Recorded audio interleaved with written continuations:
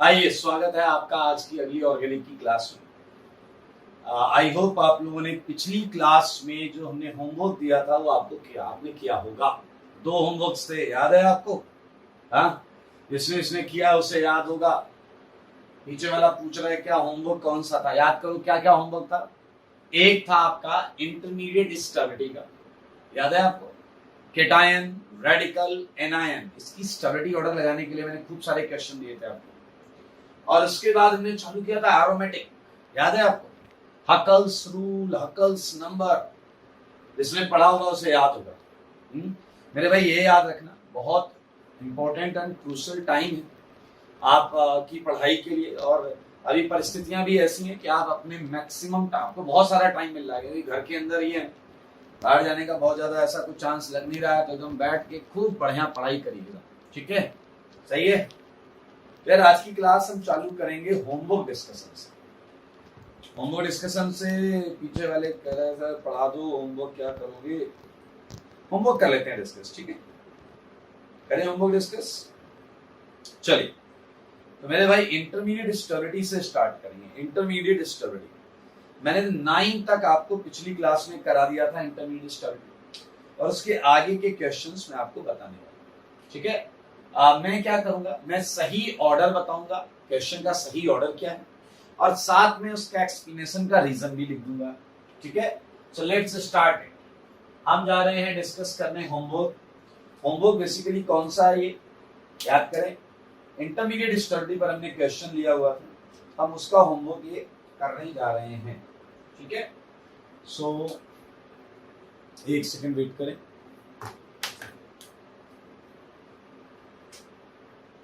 हाँ, let's start homework discussion. Intermediate stability है जैसा कि मैंने पहले बताया है, and starting with question number 10। 10th question जो है, देखिए क्वेश्चन आपके पास है, बहुत आराम से आप देख सकते हैं। आंसर है 1, 2, 3, और 11th का भी अगर आप आंसर देखें और 12th का आंसर देखें तो 11th के पीछे रीजन है plus H effect, plus H effect, और उसमें भी जो डिसाइडिंग फैक्टर है वो है बॉन्ड स्ट्रेंथ, बॉन्ड स्ट्रेंथ, ठीक है? ये है 10th का आंसर। आंसर है 1, 2, 3, और 1, 2, 3 के पीछे क्या रिस्पॉन्सिबल है? देखिए रेजोनेंस किसी में नहीं हो रहा। 10वें क्वेश्चन को देख लो, 3 एल्काइल कैटायन दिए हुए, रेजोनेंस किसी में नहीं हो रहा है, तो हाइपर कन्जुगेशन तीनों में हो रहा है। तो मेरे भाई उसके हिसाब से आंसर 11th का जो आंसर है वो मोटा मोटा 3 to 1 रहेगा, और आंसर के पीछे जिम्मेदारी किसकी है? Plus I effect. क्योंकि रेडिकल बेसिकली डोमिनेट किससे होते थे? किससे होते थे बताइए? इंडक्टिव से। Resonance then inductive. हाँ, अगर कोई पूछा रेडिकल में हाइपर कंजुगेशन लगता है, बोलेंगे यस, लेकिन डिसाइडिंग नहीं होता। अगर हम बात करें 12th क्वेश्चन की, 12th होगा कार्बन आयन। कार्बन आयन में ना रेजोनेंस हो रहा है ना आपका क्या हो रहा है? Hyper conjugation. तो मेरे भाई यहाँ आपका जो आंसर आएगा दैट वुड बी व्हाट? 1, 2, 3, और ऑब्वियसली ये क्या है? प्लस आई इफेक्ट का इनवर्स, इनवर्स, क्योंकि प्लस आई इफेक्ट उसे क्या करेगा? डिस्टेबलाइज करेगा। मेरे भाई क्वेश्चन आपको याद होना चाहिए, याद करो, इसी पर आपको लगाने थे सारी चीजें। CH2, देखिए एक बार CH3 था, एक बार CD3 था, यहाँ पर क्या आ गया? पलट के लिख दो इसे आप, पलट के। ये ऐसा लिखा हुआ है CH3, CH2+, CD3, CH2+, CT3, CH2+। मेरे भाई क्वेश्चन आप अपनी कॉपी से देखो, तो ये इसका है केटायन का है, यहाँ पर रेडिकल लगा लो, उसका ऑर्डर ये, एनायन का ऑर्डर ये। अगर आपने कॉपी पे देखा हो तो 13th क्वेश्चन हमने क्लास में कर लिया था, 13th क्वेश्चन कर लिया था। 14, 15 का आंसर मैं बता दे रहा हूँ। 14 का आंसर बिल्कुल वही आएगा जो 13 का आंसर था, 3 to 1, और 15 का आंसर जो है वो आएगा आपका 1, 2, 3, और दोनों का रीजन सेम है। वो क्या है? हाइब्रिडाइजेशन। क्या है भाई साहब? हाइब्रिडाइजेशन। इस पर हमने बहुत अच्छा डिस्कशन किया था क्वेश्चन नंबर 13 पर, आप देख भी सकते हैं। हाइब्रिडाइजेशन से डिसाइडिंग फैक्टर आया है, हाइब्रिडाइजेशन से डिसाइडिंग फैक्टर आया भाई लोग। Now moving ahead for next question 16th। चलो मैं क्वेश्चन भी थोड़ा थोड़ा लिख देता हूँ। मेरे भाई बहुत आराम से क्वेश्चन कर सकते हैं। आप इस क्वेश्चन को देखिए, बताओ क्या इसमें कोई केटायन रेजोनेंस कर रहा है क्या? कोई केटायन रेजोनेंस कर रहा नहीं कर रहा है, हाइपर कंजुगेशन कर रहा है। इसके कितने अल्फा एच हैं? एक। इसके कितने अल्फा एच हैं? 3 3 2। इसके कितने अल्फा एच हैं? 3 और 1 4। मेरे भाई अंधे आदमी को भी समझ में आ जाए, आप देख लीजिए, साफ साफ दिख रहा है। इसका जो आंसर आएगा वो क्या आएगा? 2, यहाँ पर 3 3 6 2 8 अल्फा एच, 8 अल्फा एच, यहाँ 4 अल्फा एच और यहाँ 1 अल्फा एच है। मजाक हो रहा है यहाँ पर। जवाब है 2 3 1 और रीजन है plus H effect, plus H effect. 17 मेरे भाई बहुत सिंपल है, सेम इसी के तर्ज पर है। आंसर आएगा 2 3 1 और जवाब होगा प्लस आई इफेक्ट। रेडिकल्स में हाइपर कंजुगेशन डिसाइडिंग नहीं होता। एनायन की बात करें, आंसर वुड बी रिवर्स, क्योंकि यहां पर क्या आएगा? प्लस आई इफेक्ट का inverse, plus I effect would be deciding factor. बहुत आसान क्वेश्चन है ये क्वेश्चन देख लें आप। 18 तक हमने कर लिया। सिमिलरली 3 क्वेश्चन और है, बिल्कुल सेम है मेरे भाई, बिल्कुल सेम है, बस कंपाउंड साइक्लिक है, बस कंपाउंड साइक्लिक है। अब आप फिर से देखो, क्या ये केटायन रेजोनेंस कर रहे हैं क्या?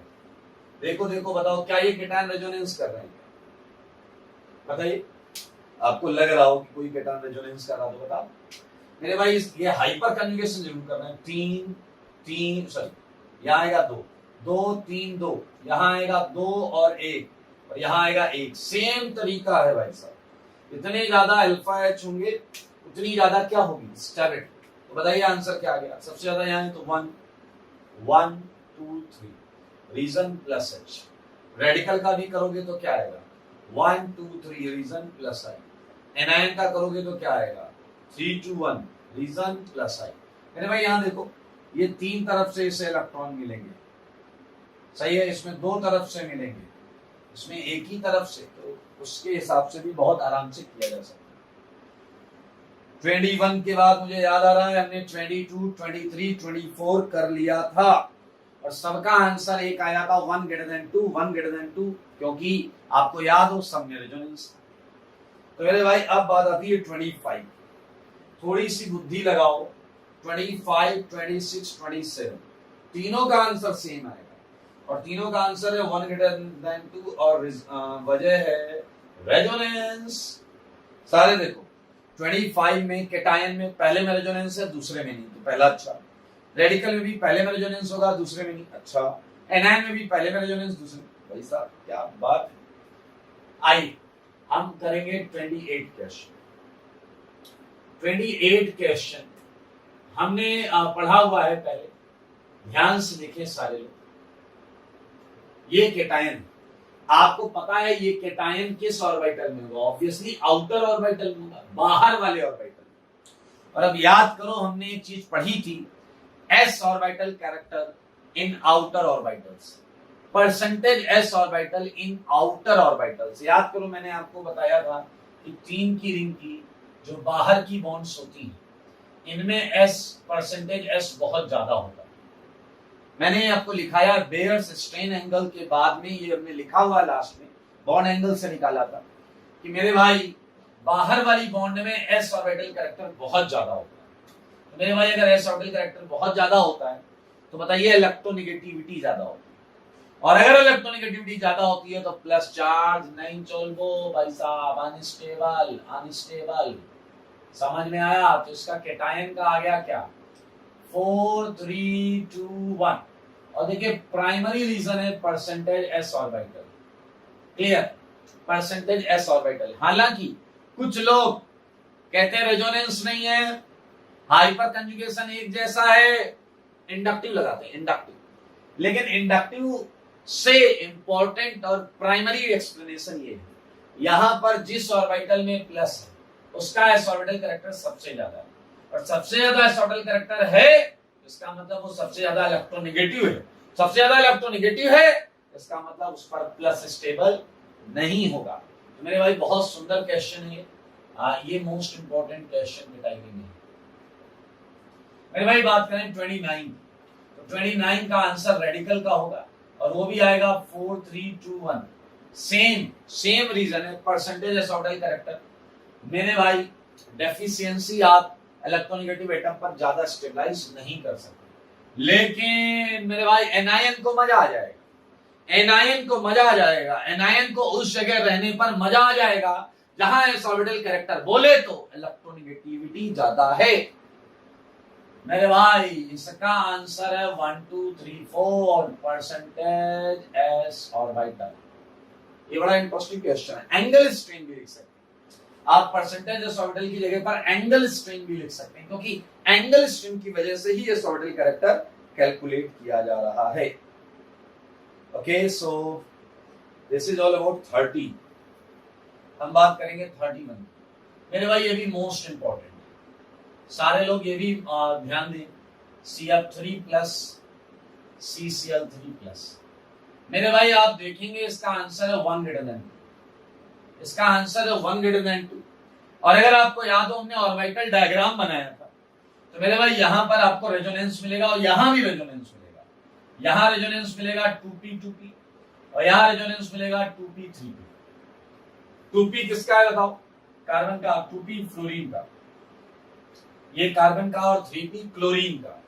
तो मेरे भाई आप देख सकते हैं CF3 प्लस CCl3 प्लस में दोनों में रेजोनेंस है। इसका ऑर्बिटल डायग्राम हमने बना रखा, बहुत सुंदर सा, कॉपी में है, मतलब मैंने करवाया था, आपने नहीं बनाया होगा तो नहीं होगा, बट ये क्वेश्चन है।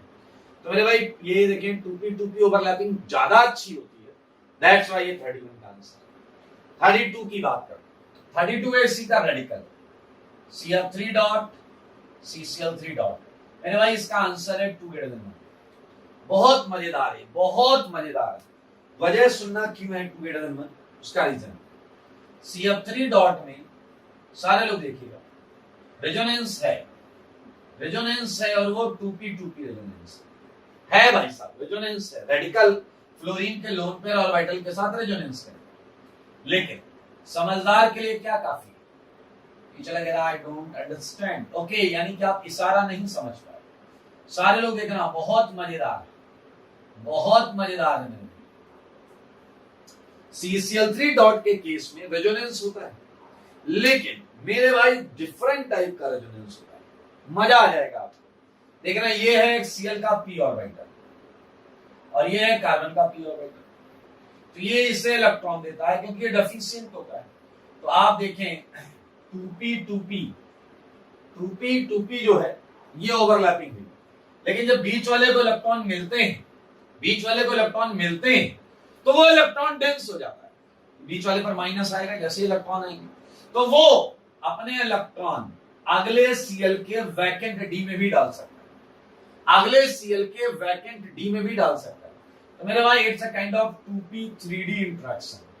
तो एक ही कंपाउंड के अंदर p पाई और p पाई दोनों टाइप के इंटरेक्शन होते हैं। तो मेरे भाई एक तरीके से आप देखें, इस Cl ने धक्का मारा, पुश किया, और दूसरे Cl ने क्या किया? पुल किया। इस Cl ने क्या किया? पुश किया। दूसरे Cl ने क्या किया? बोलो, पुल किया। मेरे भाई इसलिए बेहतरीन बुक्स में इसे पुश पुल इफेक्ट लिखा जाता है, पुश पुल इफेक्ट। और याद रखें, radical with push pull effect is very very stabilized, बहुत ज्यादा स्टेबल। ये देखें एक सुंदर सा question, push pull effect. Why it is push pull? One Cl is pushing electrons while as another Cl is pulling electrons. That's why it can also be called as push pull effect. अभी एक और दूंगा push pull effect वाला, मजा आएगा आपको। एक और है भाई साहब, अगला तो आप जानते हो, ये मत पूछ लेना, महा इंपॉर्टेंट। आपको पता है एक ही में रेजोनेंस है, केवल एक में रेजोनेंस है, आंसर है 2 greater than 1। और वजह है p पाई d पाई, माइनस केवल एक ही में। फ्लोरीन नहीं करेगा माइनस से रेजोनेंस, फ्लोरीन नहीं करेगा माइनस से रेजोनेंस, समझ लीजिए आप। ये कुछ इंटरमीडिएट स्टडी के हमने प्रश्न किए। हम प्रयास करेंगे कि हम आज 50 तक कर लें, बाकी क्वेश्चंस हम अगली क्लास में कर लें, ठीक है? तो ये क्वेश्चंस मैं हटा देता हूँ, ये हैं होमवर्क डिस्कशन जो पिछली क्लास में मैंने आपको दिया।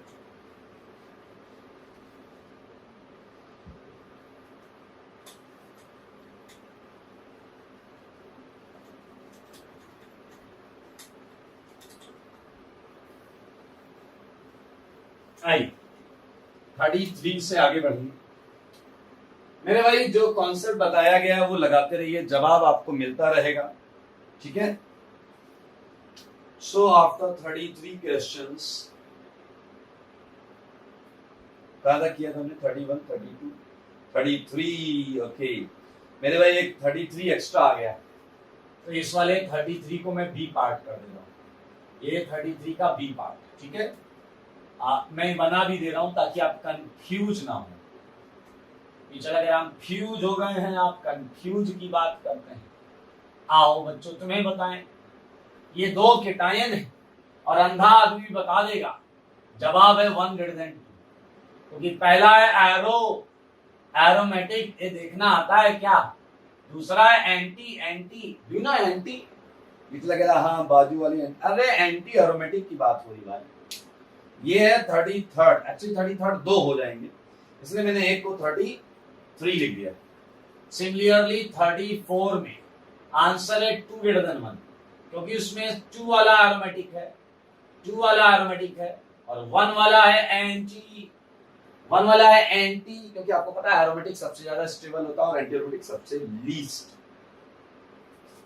आओ 35 मेरे भाई, 35 बड़ा मजेदार क्वेश्चन है, ये आपको मन की आंखों से देखना पड़ेगा, ऐसे वैसे नहीं देखना, मन की आंखों से देखना। पहला फंडा, रेजोनेंस कहीं है, इधर है, रेजोनेंस कहीं है, इधर है, चुपी चुपी overlapping, singly bonded lone pair atom के बगल में पी आता है, तो इसका लोन पेयर पी में याद है क्या, तो फर्स्ट टॉप पर आ गया, और ऐसा है रेजोनेंस की वजह से, ऐसा है रेजोनेंस की वजह से। नाउ इसमें किसी में रेजोनेंस नहीं, इसमें रेजोनेंस नहीं है तो हाइपर कंजुगेशन लगाओ मेरे भाई, 2 alpha H 2 alpha H 2 alpha H 2 alpha H, hyper conjugation से भी कोई डिफरेंस नहीं है। तो मेरे भाई अब तो बचा बस इंडक्टिव, और इंडक्टिव इसमें किसका लगेगा, ऑक्सीजन का। कौन सा लगाएगा, -I।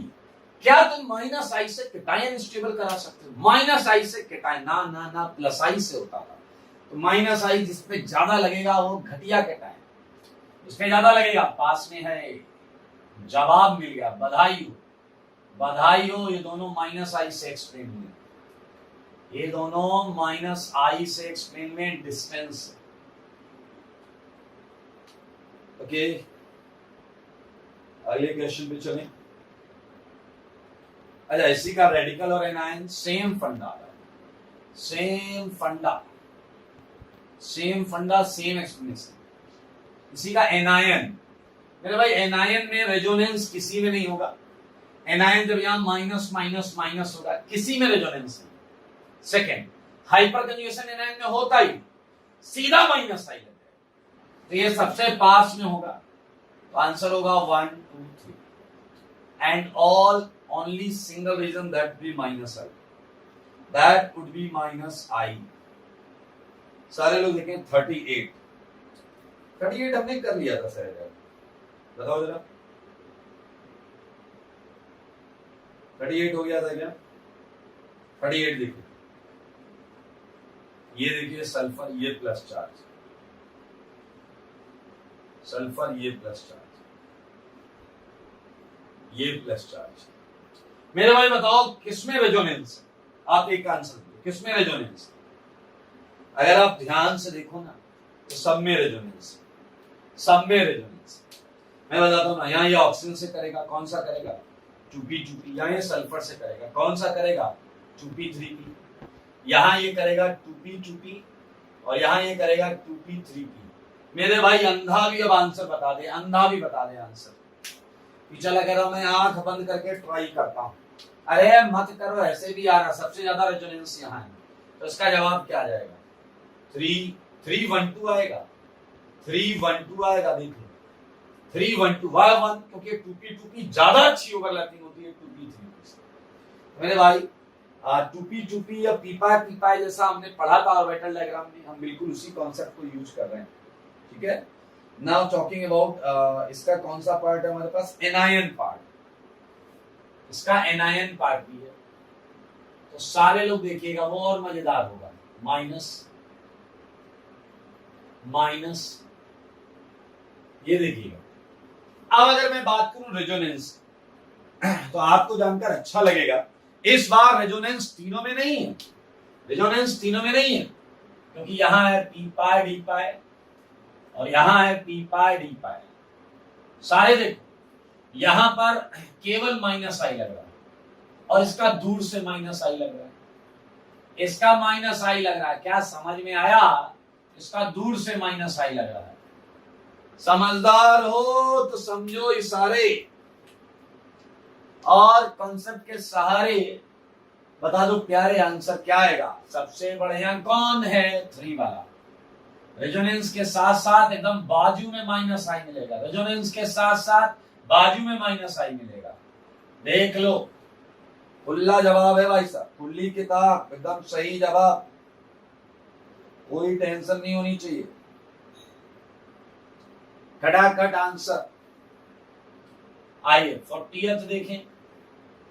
40th में ऑक्सीजन ऑक्सीजन ये प्लस, ऑक्सीजन सल्फर ये प्लस, सल्फर सल्फर ये प्लस। मेरे ख्याल से यार सबको आंसर पता है। यहाँ 2p 2p 2p 2p 2p 2p 2p 3p 3p 2p 2p 3p। आप देख रहे हैं 2p 2p ओवरलैपिंग सबसे ज्यादा फर्स्ट में, और 41 करोगे तो आंसर आएगा 3 to 1, क्योंकि आपको पता है यहाँ क्या होगा, पी पाई डी पाई, यहाँ भी होगा पी पाई डी पाई, यहाँ होगा एक बार, यहाँ होगा 2 बार। माइनस वाले की बात होगी, 41 माइनस वाले की बात होगी। जब यहाँ माइनस होगा तो भाई साहब सेम कॉन्सेप्ट है, सेम सेम सेम। एक बार सारे बोलो सेम सेम, सेम कॉन्सेप्ट होगा। फिर मुझे याद है 42 हमने कर लिया था पिछली क्लास में, 43 कर लिया था, 44 कर लिया था। So now discussing about 45। 45 के लिए आपको 42, 43, 44 वाला कॉन्सेप्ट आना चाहिए। मैं आपको साफ साफ बता रहा हूं, ये लगा प्लस चार्ज और ये NO2। मैं क्वेश्चन लिख देता हूं, एक क्वेश्चन लिख देता हूं। ये है प्लस चार्ज, ये है NO2, ये है प्लस चार्ज और ये है NO2 और ये है प्लस चार्ज। पहली बात तो मैंने आपको जो बताई थी पिछली क्लास में वो याद होनी चाहिए कि ये प्लस चार्ज हाइब्रिड ऑर्बिटल में पड़ा है। किसमें पड़ा है? हाइब्रिड ऑर्बिटल में पड़ा है। ये प्लस पड़ा है हाइब्रिड ऑर्बिटल में, समझ में आया?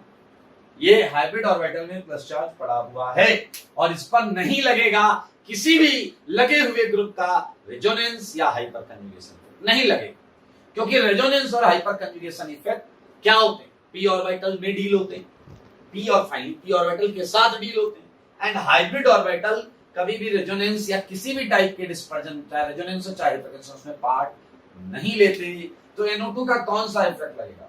दैट इज माइनस आई। आई पीछे वाले आई, केटायन भी आई आई बोल रहा है। समझ में आया किस केटायन को सबसे ज्यादा दिक्कत है?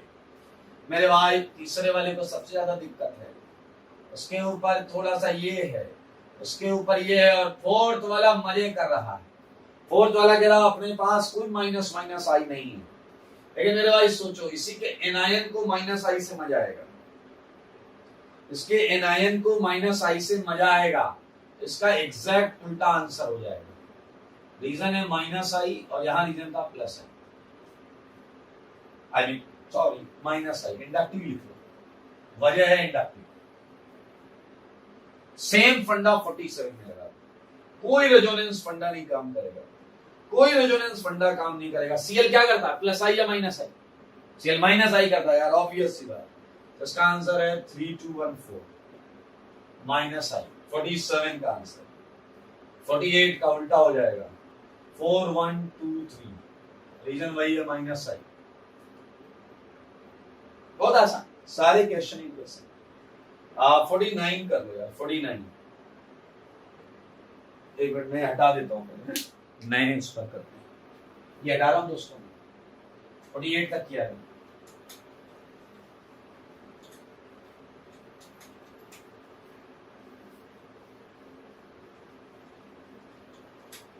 ओके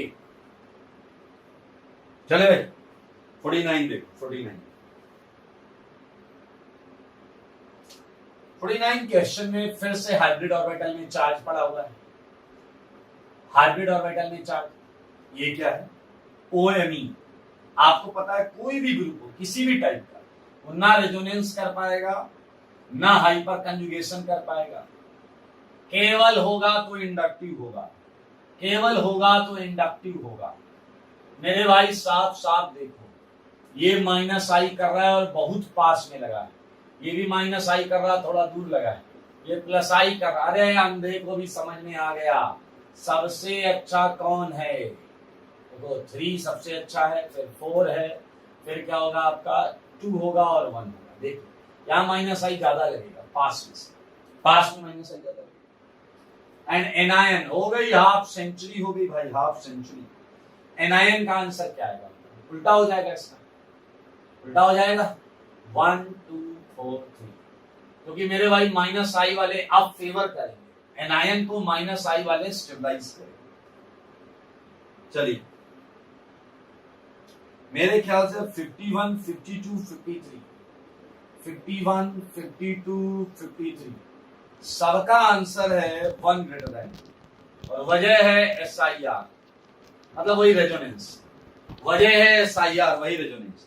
51 52 53 किसी में भी ध्यान से देखो तो 51 52 53 के फर्स्ट वाले में आपका चार्ज या रेडिकल रेजोनेंस कर रहा है, दूसरे वाले में SIR की वजह से नहीं कर रहा है।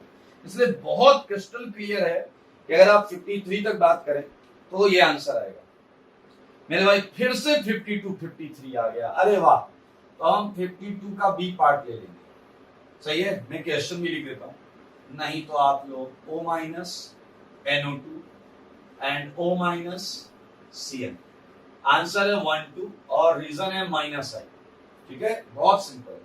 53 का बी पार्ट, ये दो बार रिपीट हो गया, नंबर रिपीट हो गया, नंबर रिपीट हुआ, टेंशन मत लेना मेरे भाई, मजेदार चीज है ना। जैसे मैंने मिथाइल लगाया NO2 के और CN के उस पर, आंसर आ गया 2 ग्रेटर देन 1, क्योंकि देखना CN लीनियर होता है तो ये तो अभी भी माइनस R करता रहेगा, लेकिन NO2 प्लेनर होता है, पता है ना आपको मेरे भाई, ये केवल माइनस आई करेगा। SIR लग गया है, वजह क्या है? SIR NO2 दो मिथाइल के रिपल्सन से प्लेन से बाहर चला गया, और प्लेन से बाहर गया माइनस, तो ये NO2 रेजोनेंस से नहीं खींचेगा, इसकी वजह से कम स्टेबल होगा। कहां आ गए हम? 53 तक। ओके, बस ये कॉलम और कर लेते हैं। 54 55 54 बताओ। 54 वो याद है आपको? नारियल, नारियल याद है? नारियल, ब्रेड्स रूल, ब्रेड्स रूल। मेरे भाई अगर आप ध्यान से देखेंगे तो 54 में देखते ही सबसे खराब है फर्स्ट, क्योंकि ये नारियल है, ब्रिजेट पर प्लेनारिटी नहीं आ सकती। तो मेरे भाई इसलिए इसका आंसर क्लियरली है 2 3 1। 2 और 3 में कैसे कंपेयर किया, कौन बताएगा? 2 और 3 में कैसे कंपेयर किया? Hyper conjugation. सोचो सोचो 2 3 में कैसे कंपेयर किया? बताइए बताइए, 2 3 में कैसे कंपेयर किया? हाइपर कंजुगेशन से, हाइपर कंजुगेशन से कंपेयर किया। मेरे भाई रेडिकल का आंसर अगर हम देखें तो सेम आएगा 2 3 1। इसमें भी 1 नारियल होगा, इसमें भी 1 नारियल होगा। मजेदार बात, एनायन का आंसर होगा 3 2 1, लेकिन इसमें ये नारियल नहीं होगा। मैं लिख देता हूं 1 नारियल होगा, याद है आपको नारियल, यहां भी 1 नारियल होगा, याद है आपको, लेकिन यहां 1 रियल है, रियल, क्योंकि ब्रिज हेड पर प्लेनरिटी का इश्यू है, पिरामिडल नेचर का इश्यू नहीं है, वो तो आ जाता है, माइनस जो होता है वो पिरामिडल होता है। ओके, सो बहुत आसान। आगे वाले क्वेश्चन भी ब्रिज हेड वाले हैं। 58 59 60। चलिए 57 देखिए। 57 में रेजोनेंस तीनों में देखो, पहले जाकर देखो तीनों में रेजोनेंस कौन कर रहा है। पहला रेजोनेंस नहीं कर सकता क्योंकि आपको पता है ब्रिज हेड पर प्लेनरिटी आ ही नहीं सकती। ब्रिज हेड पर प्लेनरिटी नहीं आ सकती मतलब वो माइनस हाइब्रिड ऑर्बिटल में पड़ा हुआ, वो पी में, पी ऑर्बिट, दुनिया में जब पी ऑर्बिटल में कोई चीज जाएगी ना तो वो एटम या तो sp2 हाइब्रिडाइज होगा या sp हाइब्रिडाइज होगा। तो मेरे भाई रेजोनेंस 57 में सेकंड में 2, और उसके बाद लगाइए माइनस आई इफेक्ट। तो यहां है माइनस आर और यहां लगा है माइनस आई इफेक्ट। सिमिलरली 58 करेंगे तो नारियल, एंजॉय करो नारियल। 58 का आंसर है 231। 231 देखो ये तो साफ दिख रहा है। 58 का पहला भी नारियल है, तीसरा भी नारियल है, पहला भी नारियल है, तीसरा भी नारियल है। वैसे 1 और 3 में हमने हाइपोथेटिकल ऑर्डर लगाया, हाइपोथेटिकल ऑर्डर, क्योंकि मेरे भाई जब दोनों एग्जिस्ट नहीं करते तो हाइपोथेटिकल ऑर्डर ही हुआ। और ये ऑर्डर किस ब्याज पे लगाया? Minus I of carbonyl 59 NiN। अब आपका आंसर आएगा 2 सबसे ज्यादा आएगा क्योंकि रेजोनेंस होगा, और फिर आएगा 1, फिर आएगा, देख लें। ओके, सो बहुत इजी सेगमेंट है तो जल्दी से मैं कर देता हूं। 60th में अगर आप देखेंगे तो सेकंड वाला एंटी एरोमेटिक, सेकंड वाला एंटी एरोमेटिक है, इसलिए इसका आंसर है 132। 2 वाला एंटी एरोमेटिक और कोई कुछ नहीं है, बट एंटी सबसे खराब होता है। 61 में अगर हम माइनस लगा लेंगे तो सेकंड वाला एरोमेटिक हो जाएगा, तो आंसर होगा 213। सेकंड वाला एरोमेटिक हो जाएगा। एरोमेटिक पढ़ा था भाई, इतना तो पढ़ा था। अच्छा, एंटी आप नहीं देख पा रहे हो तो अभी बस आप ये देखो कि जो एरोमेटिक नहीं है, अभी आज हम पढ़ लेंगे। वैसे 62 हमने किया हुआ है, कहां पर किया था? Sigma resonance. 62 63 वहां पर किया है हमने, सिग्मा रेजोनेंस में किया भाई, बोलो बोलो किया है। ओके, तो आज हम 63 तक इंटरमीडिएट स्टेबिलिटी रखें, केवल 63 तक, ठीक है? 63 तक इंटरमीडिएट स्टेबिलिटी। तो इसके 8-10 क्वेश्चन वो कर लीजिएगा, और एरोमेटिक वाले क्वेश्चंस आप जरूर करके लगे। हालांकि एरोमेटिक क्वेश्चन में मैंने केवल 18 क्वेश्चंस आपको दिए हैं, अभी मैं और क्वेश्चंस दूंगा। और वहां अगर आपको याद हो तो मैंने 2 पेज का गैप छुड़ाया। आप सबको याद है 2 पेज का गैप था, हकल्स रूल के बाद 2 पेज का गैप। तो अब हम वहां से कंटिन्यू करेंगे। तो आपने क्या किया है, पहले पूरी थ्योरी लिखी, 2 पेज का गैप है, उसके बाद आपने 18 एग्जाम्पल लिखे। तो वो जो 2 पेज का गैप अब हम उसमें लिखें, ठीक है? अब हम उस 2 पेज के गैप में लिखने जा रहे हैं। आइए, आपको याद है कि किसी कंपाउंड के एरोमेटिक होने के पीछे क्या क्या रूल थे? चलो बताओ बताओ, मैं सुन रहा हूं, क्या क्या रूल थे, बोलो। कंपाउंड को क्या होना चाहिए? बोलो बोलो, सुन रहा हूं, बोलो। Compound must be what? Cyclic, ठीक है। और बताओ क्या होना चाहिए था? प्लेनर, ठीक है। और बताओ क्या होना चाहिए था? कंजुगेटेड, ठीक है। और बताओ क्या होना चाहिए था? Huckel's number, Huckel's rule. Compound must have 4n+2 number of pi लगता है। चीज बताऊंगा, सुनिएगा, आनंद आएगा। हकल ने जब ये रूल निकाला तो बड़ा उत्साहित था। वो सबके पास जा जाके, जितने सीनियर साइंटिस्ट थे, सबके पास जा जाके रूल दिखा रहा था कि देखो अपन ने रूल बनाया कि 4n+2 होना चाहिए। n आपको मैंने बताया था 0 1 2 3 4 5 ऐसा बताया था। और फिर मैंने हक्कल नंबर भी बताया था, जो कि एक अरिथमेटिक प्रोग्रेशन। मेरे भाई उसने रूल तो निकाल लिया और सीनियर साइंटिस्टों के पास ले गया और उनसे उसने बोला कि सर आप ये रूल जो है फाइनल कर दो, आज के बाद सारे लोग एरोमेटिक कंपाउंड को इसी रूल से पहचानेंगे। और मैं आपको जो बोलूंगा सच बोलूंगा, सच के सिवा कुछ नहीं बोलूंगा। उन सारे साइंटिस्टों ने कहा भाई अगर रूल फाइनल करवाना है तो आपको एसकेएम सर की परमिशन चाहिए। हाँ, अब आपको लगा ये कहां से पहुंच गए। मेरे भाई सुनो, फील द कॉन्सेप्ट, कॉन्सेप्ट पर फोकस करो। उन्होंने बोला एसकेएम सर अगर ओके बोलेंगे तो हम इस रूल को फाइनल मान लेंगे। हकल मेरे पास आया, टाइम लेकर, अपॉइंटमेंट लेकर मेरे पास आया। उसने कहा सर मैंने एक रूल बनाया। मैंने बेटा तुमने क्या बनाया? उसने कहा रूल। मैंने कहा क्या है उस रूल से, क्या करते हो? उसने कहा कंपाउंड दो, ऐसे खटाक से देख के बता दूंगा एरोमेटिक है या नहीं। मैंने कहा अच्छा आओ हो जा भाई साहब। मैंने आपको 18 एग्जांपल दिए हैं, अभी किसी को कुछ नहीं लिखना है, सुनना है बस, किसी को कुछ नहीं लिखना। मैंने आपको 18 तक 5 की रिंग दी, अभी देखना मैंने उससे क्या क्या पूछा, फिर देखेंगे कैसे उसका रूल फाइनल हुआ। सारे लोग ध्यान से देखो। मैंने उसे एक एग्जांपल, अभी तो उसे मैंने बैठा लिया कि चुपचाप बैठ जाओ और अभी तुम्हारे सामने कुछ प्रश्न आएंगे और तुम्हें उन प्रश्नों का देना होगा सही सही और सीधा जवाब। और अगर सही सही और सीधा जवाब तुम नहीं दे पाए तो फिर मेरे भाई तुम्हें बहुत महंगा पड़ने वाला है। हक्कल ने कहा कि सर डराओ मत। मैंने कहा कोई डराएगा नहीं किसी को, तुम्हें जवाब देना होगा, जवाब। मेरे भाई सारे लोग ध्यान से सुनिएगा, बहुत बेहतरीन चीजें अब आपके सामने आने वाली हैं, इतनी बेहतरीन कि आपको अच्छा लगने वाला है, मजा आने वाला है। इसलिए देखते रहो, वो भी बोर्ड पर, देखते रहो वो भी बोर्ड पर। 26 एग्जाम्पल ये मैंने उसके सामने लिख दी। अभी तो ये शुरुआत, अभी तो ये झांकी है, आगे बोलो पूरी पिक्चर बाकी है। अभी तो बेटा ये सब शुरुआत है, देखते रहो, वो भी बोर्ड पर। हम 5 से 6 की रिंग पर है, 6 से हम 2 रिंग पर जा रहे हैं, उस पर हम बिल्कुल लेकर चलेंगे आपको। आओ बच्चों, तुम्हें बताएं, इसका नाम जानते हो? इतनी बार इसके आरएस बना चुके हो, नाम तो जानते ही होंगे, एंथ्रासीन। एंथ्रासीन देखो मजेदार चीज, फिनेंथ्रीन, फिनेंथ्रीन। और मेरे भाई हक्कल ने तुरंत, जब मैं ऐसे कंपाउंड बनाने लगा, हक्कल थोड़ा बेचैन होने लगा। हक्कल ने कहा सर वो जल्दी पूछो, मुझे कहीं जाना है। मैंने कहा बेटा मेरी जगह पर लोग आते अपनी मर्जी से, लेकिन जाते मेरी मर्जी से। ओके आइए आप देखिएगा, थोड़ा वेट कर ले। मैंने हक्कल से कहा बेटा हक्कल चलो बताओ कि क्या 21 एरोमेटिक है क्या? ध्यान से सुनना।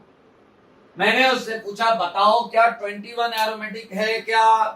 मुस्कुराया, कह रहा सर साइक्लिक है, चेक। प्लेनर है, चेक। कंजुगेटेड नहीं है। मैंने कहा क्यों नहीं है कंजुगेटेड? कह रहा ये बीच में sp3 कार्बन आ गए, बीच में 2 कार्बन sp3 आ गए, तो मेरे भाई इसका रेजोनेंस इससे हो ही नहीं सकता, इसका p ऑर्बिटल इससे टच कर ही नहीं सकता। उसने कहा जब ये कंजुगेशन नहीं है तो मेरे भाई इसने बोला सर ये एरोमेटिक नहीं है, नहीं है ये एरोमेटिक, ना ना। और ये उसका जवाब सही था, उसका जवाब सही था। मैंने कहा बेटा एक और बताओ। कह रहा सर एक ही तो पूछना था आपको। मैंने कहा नहीं, 22 बताओ। उसने कहा साइक्लिक है, चेक। प्लेनर है, चेक। कंजुगेटेड है, इधर भी पी, इधर भी पी, इधर भी पी, इधर भी, हर जगह पी ऑर्बिटल।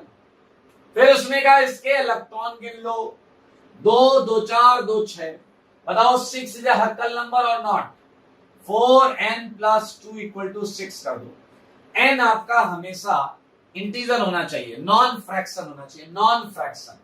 मेरे भाई आप देखें यहाँ इंटीजर आएगा तो मेरे भाई वो चिल्ला कर बोला एरोमेटिक है, ये एरोमेटिक। मेरे भाई एरोमेटिक है, अच्छी बात। मैंने उससे कहा बेटा एक और बताओ। उसने कहा सर आप पढ़ाते जा रहे हैं अपनी डिमांड। मैंने कहा 27 पढ़ा, 27 सारे लोग देख। उसने कहा साइक्लिक, प्लेनर, कंजुगेटेड सब चेक। उसने कहा इलेक्ट्रॉन गिनते हैं, पाई बॉन्ड कितनी? 1 2 3 4 5। 5 पाई बॉन्ड में इलेक्ट्रॉन कितने? 10। और बताओ 10 हक्कल नंबर होता है या नहीं होता है? 10 हक्कल नंबर होता है या नहीं होता? होता है मेरे भाई। 4n + 2 = 10 कर दो, n आ जाएगा आपका 2। तो ये उसने कहा aromatic, aromatic 10 pi electron system है, 10 पाई इलेक्ट्रॉन सिस्टम है और ये एरोमेटिक। और उसने इस बार भी सही बोला था उसने, लेकिन एक बात अपनी जो बोली तो मुझे उसमें थोड़े कम कॉन्फिडेंस दिखाई दिया। उसने कहा ये एरोमेटिक होना चाहिए। मैंने कहा क्लियर है या नहीं, होना चाहिए वाली बात नहीं, थोड़ा सोच के बोलता है एरोमेटिक है, चलो मान लो एरोमेटिक है। मैंने कहा अच्छा ये वाकई एरोमेटिक। अब सुनना ध्यान से, समझ में आया? आई मैंने उसे कहा 31 बता।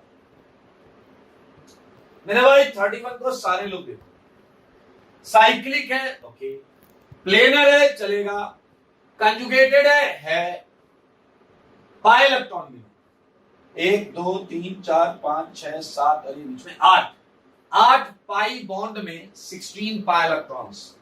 तो मेरे भाई 16 पाई इलेक्ट्रॉन्स अगर 4n + 2 = 16 रखोगे तो n आपको फ्रैक्शन मिलेगा, n आपको फ्रैक्शन में मिलेगा। क्या आप समझ रहे? आया ना?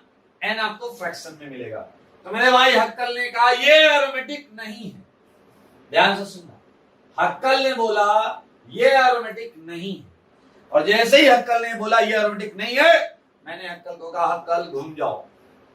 हक्कल तुरंत पैरों पे गिर पड़ा। उसने कहा सर माफ कर दो, क्या गलती। मैंने कहा पहले घूम जाओ। उसका घूमते ही मैंने उसे 2 न्यूटन की लात मार दी। मेरे भाई आपको जानकर आश्चर्य होगा, ये कंपाउंड सारे एरोमेटिक बिहेवियर शो करता है। 31 ये कंपाउंड सारे एरोमेटिक बिहेवियर शो करता है। अब हक्कल वहीं बैठकर फूट फूट कर रोने लगा कि इतनी मेहनत की सब बेकार। मैंने कहा बेटा तुमने, अब मैं आपको बताता हूं हक्कल ने क्या किया था और क्यों गलत हुआ। दरअसल हक्कल ने जो पूरी मेहनत की थी वो एक मोनोसाइक्लिक सिस्टम के लिए की थी। हक्कल ने जो भी रूल बनाया था वो ऐसे कंपाउंड को ऑब्जर्व करके बनाया था जिसमें केवल एक रिंग थी, एक। इसलिए जब मैंने उससे एक रिंग वाला पूछा वो कॉन्फिडेंट था। जैसे मैंने 2 रिंग की उसका कॉन्फिडेंस हिलने लगा और जहां पॉलीसाइक्लिक कंपाउंड आया वो फैल गया। तो मेरे भाई हक्कल का रूल एक्चुअली जो आपने लिखा है that is valid only for monocyclic system.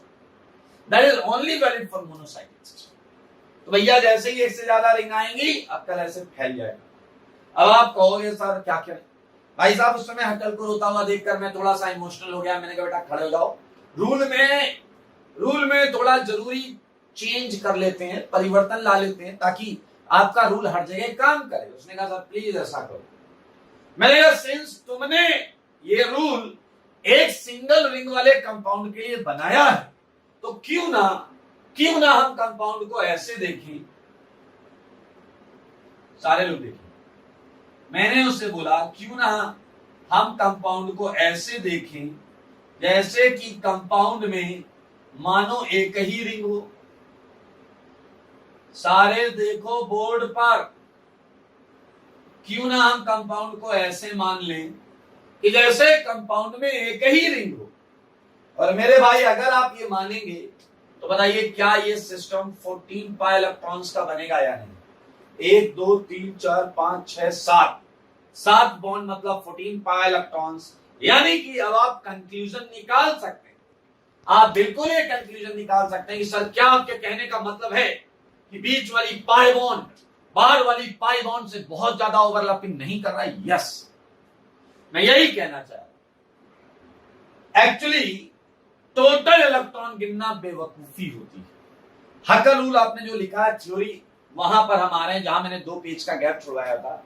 दरअसल हक्कल रूल का जो एक्चुअल मतलब है वो मैं यहां लिखने जा रहा हूं।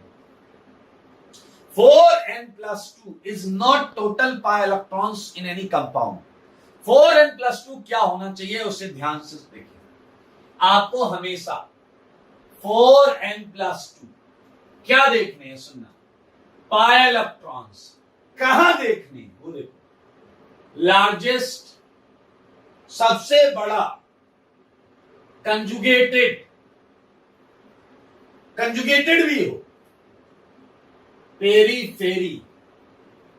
पेरीफेरी होती है बाउंड्री। ठीक है मेरे भाई, ये याद रखना कि इन तीनों का इंटरसेक्शन चलेगा। Largest, conjugated, periphery. केवल लार्जेस्ट लेकर मत भागना। लार्जेस्ट के साथ पेरीफेरी। एक इतनी बड़ी पेरीफेरी है, एक इतनी बड़ी पेरीफेरी। अगर ये वाली कंजुगेटेड है वो वाली नहीं है तो हमें इसी को देखना है। लार्जेस्ट कंजुगेटेड पेरीफेरी पर आपको 4n+2 number of pi electron देखने हैं। मेरे भाई ये है रूल, ये है काम का रूल। समझो बात को, क्वेश्चन के जज्बात। मेरे भाई इस रूल को आपको समझना होगा, मन से समझो। ये एरोमेटिक है। और अब अगर मैं आपसे पूछूं 32 तो मेरे भाई 32 में बीच में 2 कार्बन sp3 है, लेकिन सही मायने में हमें उन कार्बन को देखना भी नहीं, हमें उन कार्बन को निहारना भी नहीं है। वो 2 कार्बन हैं वो हमारी काउंटिंग में आएंगे ही नहीं, क्योंकि लार्जेस्ट कंजुगेटेड पेरीफेरी में है 14 electrons. That's why it is aromatic. और सुन लो बात को, ये एरोमेटिक और ये क्वेश्चन भी 14 पाई इलेक्ट्रॉन सिस्टम का है।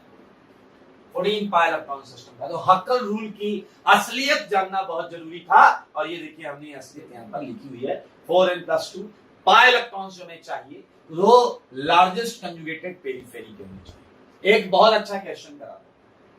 Look at 24। We have actually 2 boundaries देखो बाउंड्री कौन कौन सी, we actually have two boundaries. बताओ बताओ बताओ, बोल दो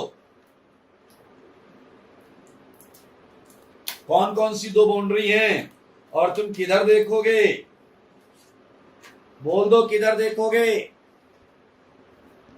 हाँ आइए, एक आप देखें, आई होप आपको ब्लू कलर दिख रहा है, एक पेरीफेरी ये ब्लू लेवल वाली है, एक पेरीफेरी ये ब्लू लेवल वाली है, सारे देखो, और एक पेरीफेरी ये वाली है। तो मुझे बताओ तुम रेड लेवल वाली पेरीफेरी के पीछे भागोगे या ब्लू लेवल वाली पेरीफेरी के पीछे भागोगे।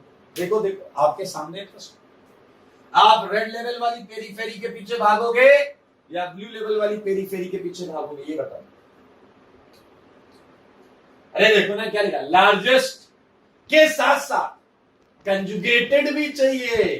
क्या ये रेड लेवल वाला कंजुगेटेड है क्या, इधर कंजुगेटेड है क्या, बोलो बोलो है क्या कंजुगेटेड, नहीं है, नहीं है मेरे भाई। तो आपकी पसंद blue level periphery, blue level periphery, तो आपको जो इलेक्ट्रॉन्स देखने हैं वो इसके अंदर देखने हैं। बताओ बताओ क्या है ये मिला एरोमेटिक, ये मिला एरोमेटिक। मजा आ गया भाई साहब। एक चांस और दूंगा आपको, चांस ले लीजिए, 25 चांस नहीं चांस मिलेगा। बताइए एक बार फिर से, केवल आपके, क्या पसंद करोगे आप, बोलो बोलो क्या पसंद करोगे, ब्लू लेवल पेरीफेरी या बोलो बोलो बोलो रेड लेवल पेरीफेरी, बोल दो तुम जरा कौन सी पेरीफेरी करोगे पसंद, बोलो सारे बोलो, सारे बोलो। ये रेड लेवल के पीछे मत भागना, इधर इधर कंजुगेशन नहीं है, इधर कंजुगेशन नहीं है। देख लो दो दो कार्बन sp3 कंजुगेशन ब्रेक हो रहा है। ये लार्जेस्ट है लेकिन मेरे भाई कंजुगेटेड नहीं है, लार्जेस्ट है लेकिन कंजुगेटेड नहीं है रेड लेवल। अब फिर किसके साथ जाएंगे, बोलो बोलो ब्लू लेवल के साथ। और ये क्या मिल जाएगा, बोल दो तुम जरा, क्या मिल जाएगा, ये एरोमेटिक है ना, एरोमेटिक। एक और आपकी इसी बात पर एक और जनता की बेहद डिमांड पर 26, बताओ आपकी लार्जेस्ट कंजुगेटेड पेरीफेरी कौन सी, ये एक रिंग आएगी उसमें या दोनों रिंग आएगी, सारे बोलो। लार्जेस्ट के साथ साथ कंजुगेटेड भी चाहिए, एक रिंग आएगी या ये पूरी रिंग आएगी, बोलो। और जवाब है आपका एक रिंग। कौन सी, आजू वाली आएगी या बाजू वाली आएगी, जवाब है आजू वाली, क्योंकि मेरे भाई यहां कंजुगेशन नहीं, sp3 कार्बन, इधर भी sp3 कार्बन, तो मेरे भाई ये आंसर एरोमेटिक है क्योंकि केवल लेफ्ट वाली रिंग है। लुक एट 27 हम कर चुके हैं लेकिन फिर भी देखेंगे, क्या आप समझ रहे हो, यहां लार्जेस्ट कंजुगेटेड पेरीफेरी ये वाली होगी। अरे क्यों ना हो, लार्जेस्ट भी है कंजुगेटेड भी है, पेरीफेरी तो है। आई थिंक आप समझ गए हैं प्रश्न को, क्वेश्चन के जज्बात को, बहुत अच्छी बात है। So we just get it what is actual Huckel's rule, और वो हमने वहां लिखा है, इसका स्मार्ट यूज करेंगे तो बहुत बेनिफिट होगा। जैसा कि हम एरोमेटिक कंपाउंड देखते हैं वैसे ही मेरे भाई एक चीज हम और देखते हैं, वो होता है एंटी एरोमेटिक कंपाउंड। क्या होता है भाई लोग बोलो, एंटी एरोमेटिक कंपाउंड।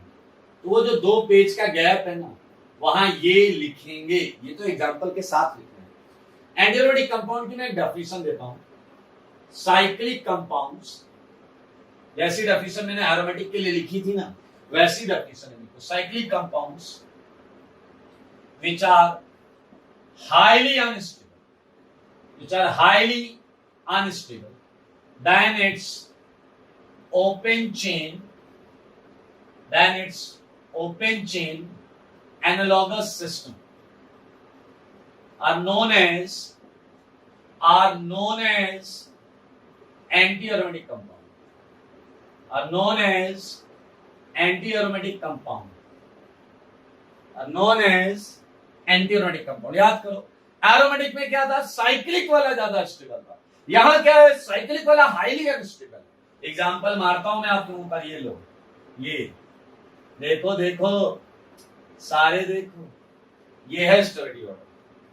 अब आप ये सोचोगे, आपने बोल दिया हम मान ले क्या ये स्टेबिलिटी ऑर्डर है, मत मानो, समझो मेरे भाई। इस कार्बन पर अगर मैं आपसे कहूं एंगल स्ट्रेन बताओ, तो बताओ ये कार्बन डबली बॉन्डेड है, तो इस पर हाइब्रिडाइजेशन क्या होना चाहिए आपके हिसाब से, बोल।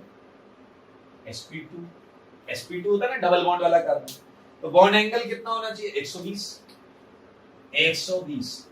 लेकिन आपको पता है 4 की रिंग में कितना होता है 90 डिग्री, तो मेरे भाई डिफरेंस कितना है, चाहिए 120 है 90, तो मेरे भाई बताओ हर कार्बन 30 डिग्री का एंगल स्ट्रेन हो रहा है या नहीं हो रहा है, बताओ 30 डिग्री का एंगल स्ट्रेन हर जगह है या नहीं, मतलब बॉन्ड होनी चाहिए 120 पर, पड़ी है 90 पर, मेरे भाई एंगल स्ट्रेन तो है। जबकि आप कहोगे यहां भी एंगल स्ट्रेन है, ना भाई ना, ऐसी बात मत करो ऐसी बहकी बात। मैं आपको बताऊं, सिंगल बॉन्ड के अलोंग चीजें अपने आप को एडजस्ट कर लेती हैं। ये सिंगल बॉन्ड के अलोंग ये रोटेट हो सकता है, हो सकता नहीं, होता है। और आप देखें मेरे भाई यहां 120 का एंगल चाहिए, 120 का एंगल ये अटैन कर लेता है, साइक्लिक ना होने का ये सिर्फ फायदा नहीं। तो ये एंटी एरोमेटिक कंपाउंड है। और जैसा कि हमने एरोमेटिक कंपाउंड में पढ़ा था, condition for a compound to be aromatic, वैसी ये कंडीशन यहां पढ़ दी जा रही है। वो क्या है देखिए, condition for anti aromatic compound, anti aromatic compound. आपको जानकर अच्छा लगेगा, एरोमेटिक होने की कंडीशन और एंटी एरोमेटिक होने की कंडीशन में 4 कंडीशन थी, उसमें 3 बिल्कुल सेम। कौन कौन सी? First cyclic, second planar, third conjugated. ये एरोमेटिक की भी है, एरोमेटिक की भी यही है, बस डिफरेंस है हक्कल वाले बात में। मेरे भाई यहां होता है 4n pi number of electrons, 4n pi number of electrons, और एरोमेटिक में क्या था 4n+2। मेरे भाई बस इतना फर्क है। हाँ एक और फर्क, यहां पर जो n की वैल्यू होती है वो 0 नहीं होती, 1 2 3 dash dash dash dash dash ये चलता है। तो मेरे भाई जैसे एक anti aromatic compound, look at एक क्वेश्चन करते हैं, इसी बात पर एक क्वेश्चन करते हैं। आओ बच्चों 28 करें। 28 में फंडा, हक्कल का फंडा फिक्स है, हक्कल का फंडा फिक्स है, चाहे 4n पाई हो चाहे 4n+2 हो। आपको क्या लगाना है, सारे देखो यहां पर फिर से मैं लिख रहा हूं, largest conjugated periphery, largest conjugated periphery लगाना है। अब आओ देखो जरा 28 में लार्जेस्ट पेरीफेरी जो है, क्या वो कंजुगेटेड है या नहीं? जो लार्जेस्ट पेरीफेरी है क्या वो कंजुगेटेड है या नहीं? है, हर जगह कंजुगेशन है। कितने इलेक्ट्रॉन है मेरे भाई? यहां इलेक्ट्रॉन है 8 pi electron, 8 pi electron 4n का मल्टीपल है। एंटी एंटी बुलाओ से, anti aromatic, anti aromatic, anti aromatic है, एंटी एरोमेटिक कर लोगे, आसान है, बहुत आसान है। 3 कंडीशन तो एरोमेटिक और इसकी सेम है, चौथी कंडीशन जो है वो डिफरेंस क्रिएट है। मेरे भाई मैं कुछ क्वेश्चंस हटा देता हूं, ठीक है, कुछ क्वेश्चंस इसमें से हटा देता हूं।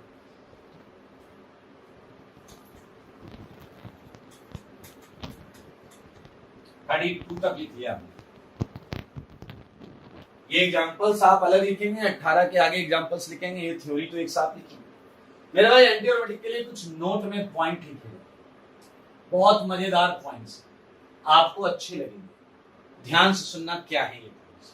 पहला पॉइंट, अगर मैं बात करूं स्टेबिलिटी ऑर्डर की, stability order of analogous compound, सारे लोग देखना, एनालॉगस कंपाउंड, तो बताओ एक कंपाउंड एरोमेटिक है और एक कंपाउंड एंटी एरोमेटिक, तो कौन सा ज्यादा स्टेबल है? बोलो दोस्त।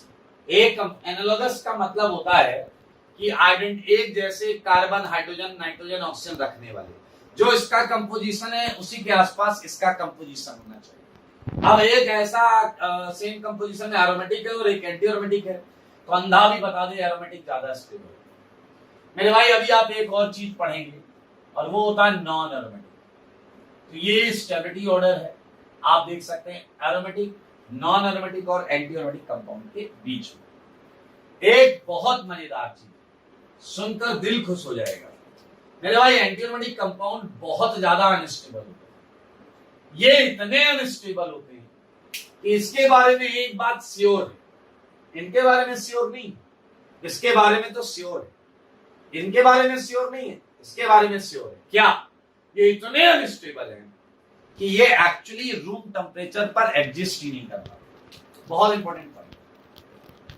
Anti aromatic compounds, anti aromatic compounds are highly unstable, सही है, and can't exist in its pure form at room temperature, at room temperature।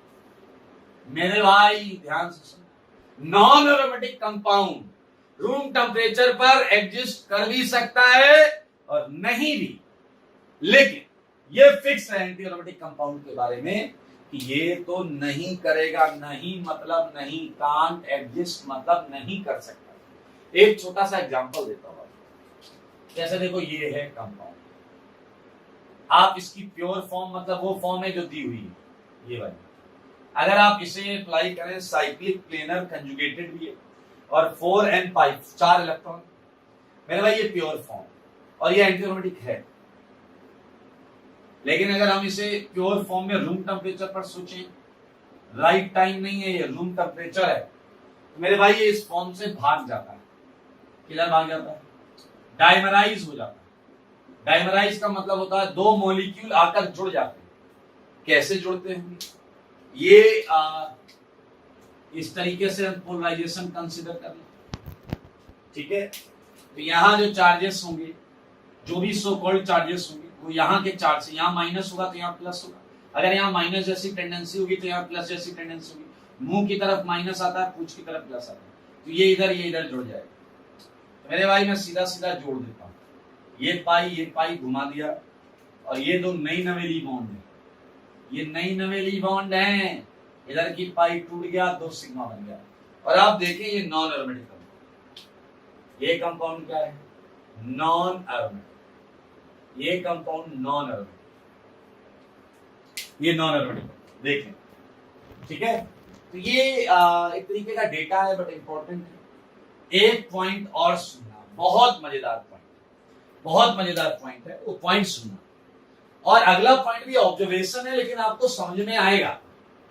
वो ये है कि मेरे भाई एक एंटी एरोमेटिक कंपाउंड ये वाला जो इसमें, अच्छा बताओ, दुनिया में कोई चीज हो रही है तो वो स्टेबिलिटी अटेंड करने के लिए हो रही है या अनस्टेबिलिटी अटेंड करने के लिए हो रही है? कॉमन सेंस का क्वेश्चन। स्टेबल होने के लिए हो रही है या अनस्टेबल होने के लिए? सब कुछ स्टेबल होने के लिए हो रहा है। अच्छा मान लो आपके पड़ोस में एक बंदा रहता है, उसके 2 पैर है। अरे कहोगे सबके 2 पैर होते नहीं, सुनो तो, उसके 2 पैर, लेकिन आप पिछले 10 साल से देख रहे हैं वो एक पैर ऊपर करके ही चलता है। अरे ऐसे हाइपोथेटिकल एग्जांपल है, लेकिन आप सोचो वो एक पैर ऊपर करके ही चलता है, उसके 2 पैर है, दोनों ठीक है बेटो, एक पैर ऊपर करके चलता है। तो यार आप मानो या ना मानो, चाहे दिल पे पत्थर रखना पड़े, लेकिन आप ये बोलने पर मजबूर हो जाओगे कि लगता है ये एक पैर से चलने में ज्यादा कंफर्टेबल फील करता है। ये आपको कंक्लूजन देना पड़ेगा, आपको एक्सप्लेन करना है सिचुएशन को, then you have to explain it कि भाई कुछ भी होता होगा दुनिया में, सारे कंपाउंड 2 पैर पर खुश होते होंगे, बट ये कंपाउंड ऐसा है जो, आइए कुछ देखकर हम उसे एक्सप्लेन करें। मेरे भाई लुक एट दिस कंपाउंड, ये X है और ये Y, ये है बॉन्ड लेंथ, ये है बॉन्ड लेंथ। मेरे भाई एक्सपेरिमेंट सोच कि X और Y बराबर नहीं होते। अब है मजेदार चीज, ये एक्सपेरिमेंटल डेटा है, और एक्सपेरिमेंटल डेटा ये बताता है कि ब्यूटा 1,3 डाइईन, इसका नाम बताया मैंने, साइक्लो ब्यूटा 1,3 डाइईन में carbon carbon bond length same नहीं है। अब आप बुद्धि लगाओ, यहां भी p ऑर्बिटल, यहां भी p ऑर्बिटल, यहां भी p ऑर्बिटल, यहां भी p orbital, PP, 4 p orbital है, ये PP टच कर रहा है तो इसे भी टच करना चाहिए था, लेकिन ये टच नहीं कर पा रहा है उस एक्सटेंट में जिस एक्सटेंट में ये कर रहा है, क्योंकि अगर ये उसी एक्सटेंट में कर रहा होता तो बॉन्ड लेंथ सेम आनी चाहिए थी, लेकिन बॉन्ड लेंथ सेम नहीं आई। कंक्लूड करो इसके क्या मतलब हुआ, क्या यहां पर चारों p ऑर्बिटल सेम एक्सटेंट तक ओवरलैप कर रहे हैं? जवाब है नहीं कर रहे हैं, ये तो फैक्ट दिख रहा है, क्योंकि अगर ओवरलैप कर रहे होते तो बॉन्ड लेंथ क्या होती, सेम होती। तो मेरे भाई अब ऑर्बिटल को रेजोनेंस का मौका था, लेकिन उसने रेजोनेंस नहीं किया। तो दुनिया में हर चीज स्टेबिलिटी के लिए होती है, तो यानी कि एंटी एरोमेटिक कंपाउंड रेजोनेंस न करके स्टेबल है। मेरे भाई ये बहुत बुक्स में लाइन लिखी है, समझ लें, इस तरीके से कंक्लूड किया जाता है। मैं लिख रहा हूं बॉन्ड लेंथ डेटा सजेस्ट, ये क्या सजेस्ट करता है, that anti aromatic compounds are not stabilized by resonance phenomena। देखो भाई साहब, देखो क्या मजेदार बात निकल के आई है, केवल इस डेटा से प्रूफ हुआ, क्योंकि अगर ये रेजोनेंस स्टेबलाइज्ड होता तो यहाँ चारों p ऑर्बिटल एक जैसा रेजोनेंस करते और बॉन्ड लेंथ सेम आई होती, ऐसा नहीं है। चलते चलते सेगमेंट पर हम आ चुके हैं। ऐसा देखा गया है कि एंटी एरोमेटिक कंपाउंड्स जो हैं, एंटी एरोमेटिक कंपाउंड्स जो होते हैं, दे behaves like बायोरेडिकल बायोरेडिकल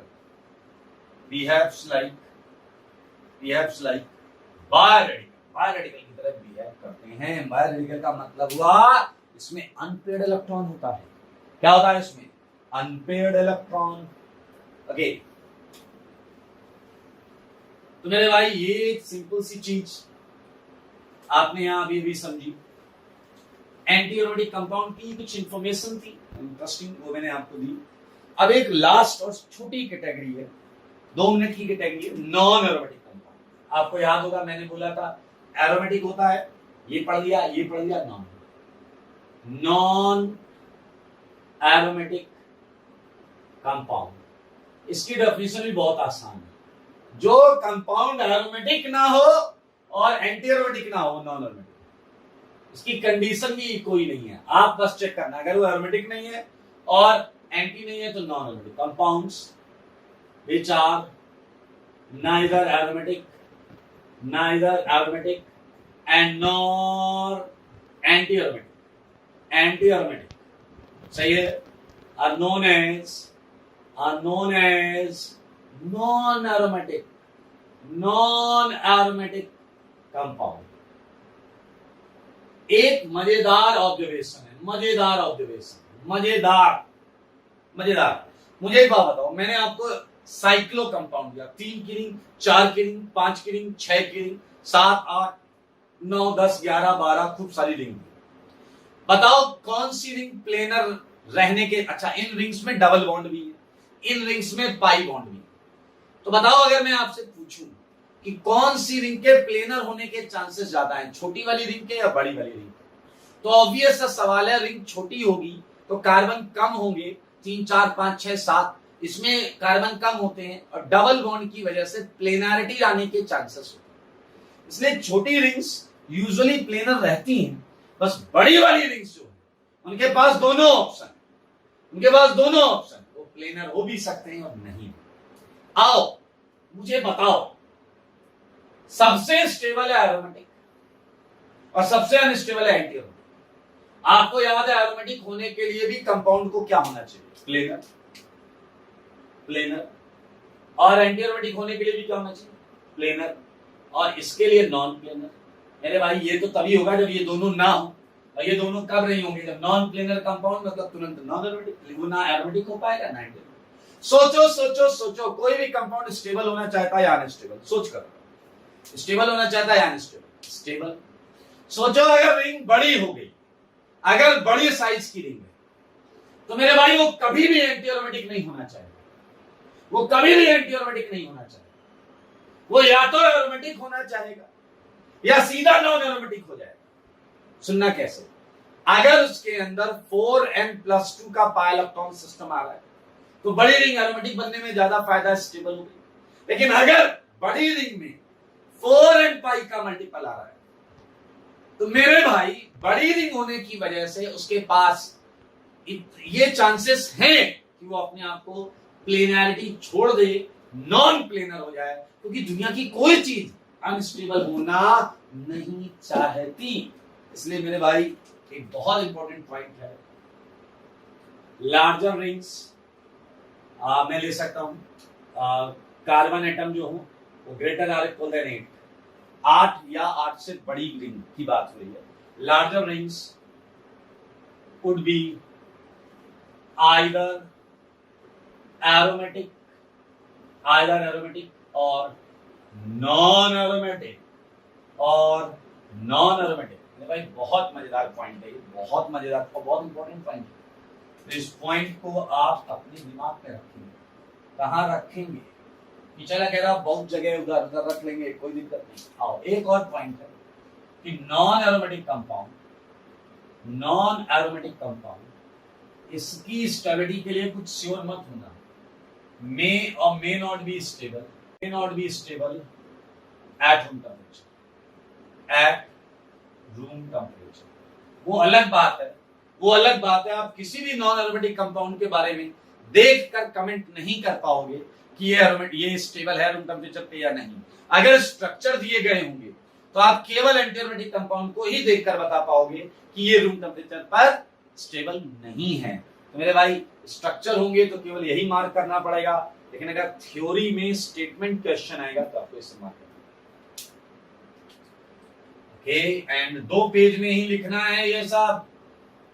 and the last point एक छोटा सा पॉइंट और चलता है और वो पॉइंट है क्वासी एरोमेटिक।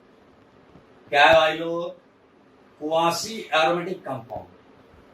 ये कोई नई कैटेगरी नहीं है। एरोमेटिक कंपाउंड जानते हैं मींस क्वासी एरोमेटिक वही होता है, लेकिन एक डिफरेंस के साथ, ऐसा एरोमेटिक कंपाउंड जिसमें चार्ज डिस्पर्स हो रहा हो। मैं यहां लिख देता हूं एरोमेटिक कंपाउंड, मैं लिख रहा हूं, देखिएगा aromatic compounds having charge dispersion is known as quasi aromatic compound। तो आपसे पूछा जाए क्वासी है या नहीं है तभी बताइए। एक एग्जांपल दे देता हूं, देखो मदरबोर्ड पर,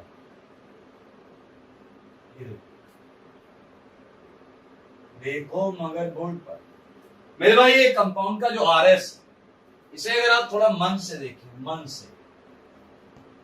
क्या आप देख पाए? क्या आपको पता है कि इसमें एरोमेटिसिटी में ये प्लस चार्ज घूमेगा, एरोमेटिक भी है, 6 पाई इलेक्ट्रॉन सिस्टम, तो ये एरोमेटिक भी है। तो मेरे भाई हमने एरोमेटिक की थ्योरी कर ली और हमने एग्जांपल शायद 34 के आसपास किए हैं। तो अब आप सारे कंपाउंड्स में aromatic, anti aromatic, non aromatic ये निकाल के लाएंगे।